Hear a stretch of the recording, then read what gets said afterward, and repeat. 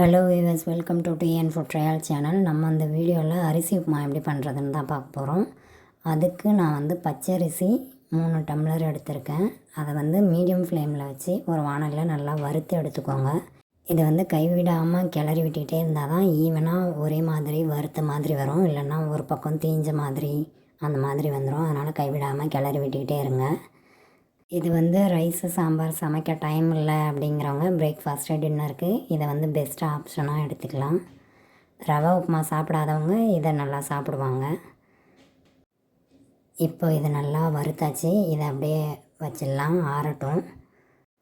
இப்போ குக்கரை வச்சு குக்கரில் 100 ml குக்கிங் ஆயில் எடுத்துக்கோங்க.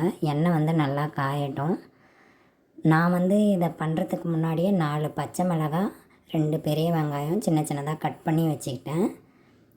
எண்ணெய் காஞ்சதுக்கப்புறம் 1 டீஸ்பூன் கடுகு, உளுத்தம்பருப்பு ஆட் பண்ணிக்கோங்க. கடுகு நல்லா பொரியட்டும். கடுகு பொரிஞ்சதுக்கப்புறம் 1 டேபிள் ஸ்பூன் கடலைப்பருப்பு இதுலேயே ஆட் பண்ணியிருக்கேன். அதுக்கப்புறம் நம்ம கட் பண்ணி வச்சுருந்தோம் இல்லையா பச்சை மிளகாய், வெங்காயம், இது எல்லாத்தையும் இதிலே ஆட் பண்ணி நல்லா கிளறி விட்டுக்கோங்க. வெங்காயம் லைட்டாக வதங்கினதுக்கப்புறம் 1 டம்ளர் அரிசிக்கு 2 டம்ளர் தண்ணி ஆட் பண்ணணும். நான் 3 டம்ளர் அரிசி எடுத்துருக்கிறதால 6 டம்ளர் தண்ணி ஆட் பண்ணியிருக்கேன். நீங்கள் உங்களுக்கு ஏற்ற மாதிரி ஆட் பண்ணிக்கோங்க. தண்ணி ஆட் பண்ணதுக்கப்புறம் நல்லா ஒரு தடவை கிளறி விட்டுக்கோங்க. இப்போ அரிசியை நம்ம வறுத்து வச்சுருக்கோம் இல்லையா, அந்த அரிசியை ஒரு தடவை வாஷ் பண்ணி எடுத்து வச்சுக்கோங்க. உப்பு மட்டும் உங்கள் டேஸ்ட்டுக்கு ஏற்ற மாதிரி ஆட் பண்ணிக்கோங்க. ஒன்ஸ் நீங்கள் அரிசி போடுறதுக்கு முன்னாடி ஒரு தடவை உப்பு செக் பண்ணிக்கோங்க.